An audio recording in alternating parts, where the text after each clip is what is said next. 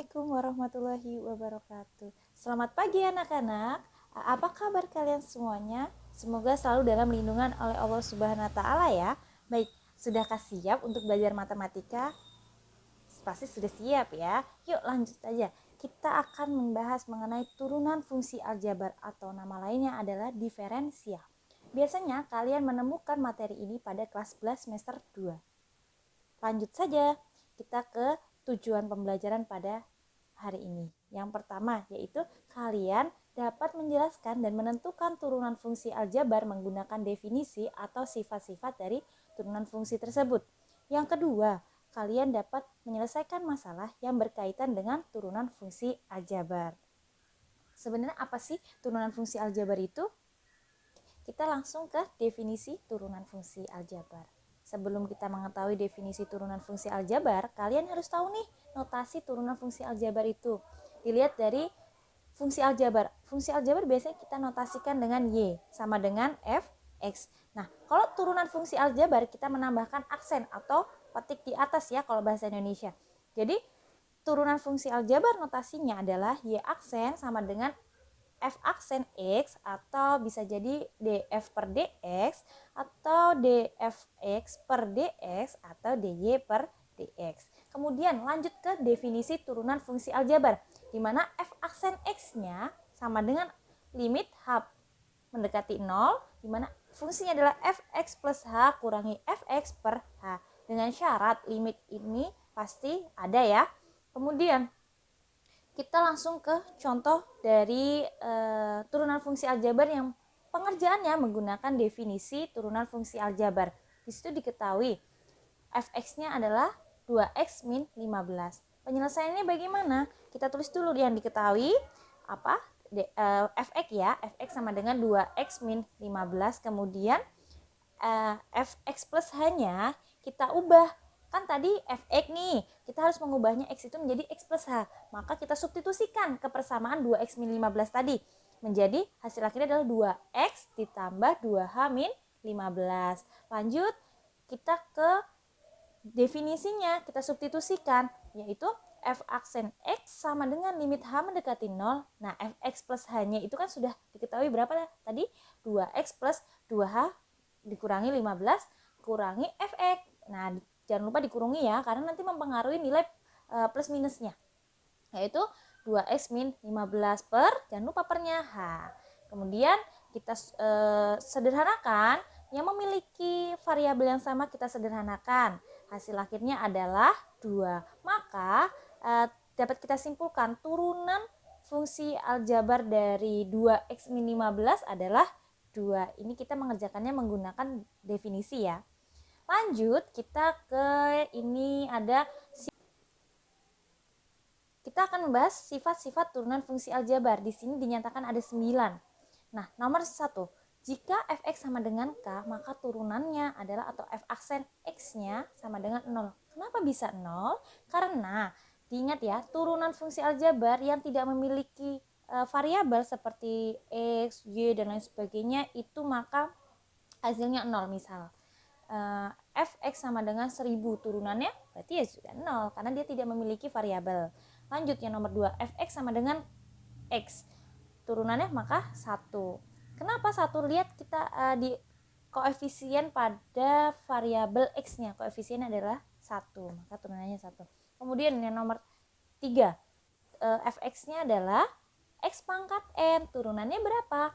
Pangkatnya itu ya, kalian taruh depan. Diturunkan taruh depan, berarti n kali x pangkat, n-nya dikurangin 1.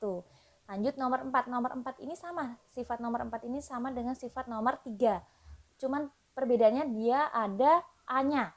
Jadi turunannya adalah a kali n kali x pangkat n min 1.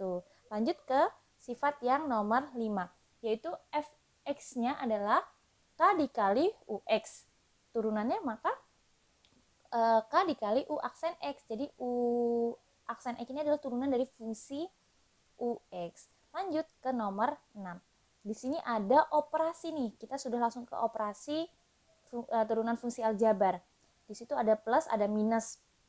Nah, sama kita menurunkannya itu bagaimana? Seperti sifat nomor 3 dan nomor 4. Kemudian untuk yang nomor 7 ini perkalian. Perkalian dari turunan fungsi aljabar. Jadi nanti ada fungsi UX dikali dengan fungsi VX. Maka turunannya adalah U aksen X dikali dengan VX ditambah dengan UX dikali dengan V aksen X. Lanjut ke yang nomor 8, yaitu fungsinya itu UX pangkat N ya. Di situ. Nah, turunannya maka adalah N dikali UX pangkat N-1. Jangan lupa dikalikan lagi dengan U aksen X. Untuk yang nomor 9 yang terakhir ini adalah bentuknya pecahan. Ya, dimana di situ ada fungsi UX diper fungsi VX. Turunannya adalah U aksen X dikali dengan VX dikurangi dengan UX dikali dengan V aksen X per VX kuadrat. Jadi ini mirip dengan yang perkalian tapi tandanya dikurangi seperti itu. Kita lanjut ke contoh soalnya. Contoh soal yang nomor 1 itu adalah fx sama dengan 5. Maka turunannya 0 seperti yang saya katakan tadi. Kalau dia tidak memiliki variabel maka turunannya hasilnya 0. Lanjut ke yang nomor 2. Itu fungsinya ada 17x. 17x itu kita turunkan. Maka hasilnya ya koefisiennya pada x itu adalah 17. Lanjut ke nomor 3 nih. 3 itu x pangkat 3. X pangkat 3 maka pangkatnya diturunkan. Pangkatnya diturunkan menjadi 3x pangkat 2. Kemudian nomor 4. Di situ ada x-nya adalah 5x kuadrat. Maka pangkatnya diturunkan. Pangkatnya berarti 5 dikali 2. Kemudian kita kalikan dengan x pangkat 2 dikurangi 1. Karena kalau di turunan itu pangkatnya harus dikurangi 1. Sama dengan 10x. Kita lanjut yang nomor 5 nih. Di sini ada fungsinya 3 kali x plus 2. Turunannya adalah 3 kali u aksen x. U aksen x dapatnya dari mana? Dapatnya dari turunan dari x plus 2. Dilihat di situ. Kok bisa sih hasilnya 1? Karena turunan dari x itu kan 1. Nah, turunan dari 2 itu kan 0. Maka bisa kita simpulkan u aksen x-nya adalah 1. Tinggal kita kalikan ke sifatnya tadi, hasilnya adalah 3. Kemudian nomor 6 nih, ini adalah ada 2 notasi ya. Notasi penjumlahan dan pengurangan. Itu di situ 3x kuadrat min 5x ditambah 2 itu turunannya seperti sifat nomor 3 dan nomor 4. Jadi pangkatnya diturunkan, kemudian pangkatnya itu dikurangi dengan 1. Hasil akhirnya adalah 6x min 5. Lanjut nomor 7. Nomor 7 itu ada fungsinya 2x ditambah 3 dikali x kuadrat ditambah 4. Langkah pertamanya kalian harus menurunkan satu persatu terlebih dahulu. Yang pertama, kita menurunkan 2x plus 3. Turunannya berapa? 2 ya. Di situ. Terus Vx-nya itu adalah x kuadrat plus 4. Turunannya adalah 2x. Nah, kalau sudah kita substitusikan ke sifat, yaitu u aksen x dikali dengan Vx ditambah ux dikali dengan V aksen x. Kemudian disubstitusikan, kemudian kita kalikan satu persatu, disederhanakan. Yang memiliki variabel sama, kita harus mengurangi atau menjumlahkan seperti itu.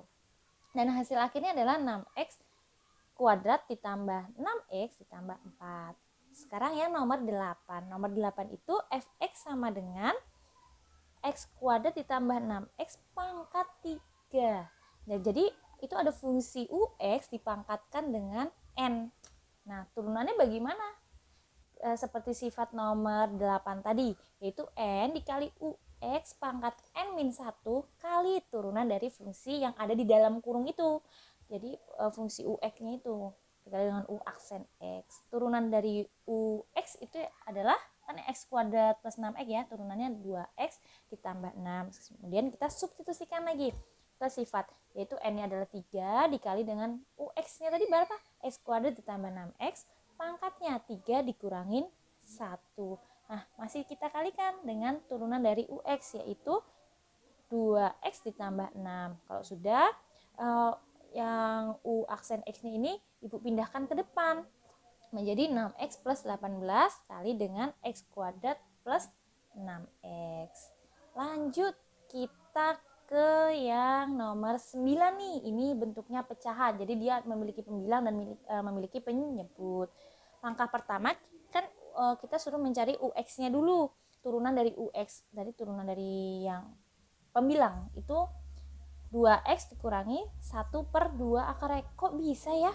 Karena kita harus mengubahnya dulu. Akar X itu bagaimana sih?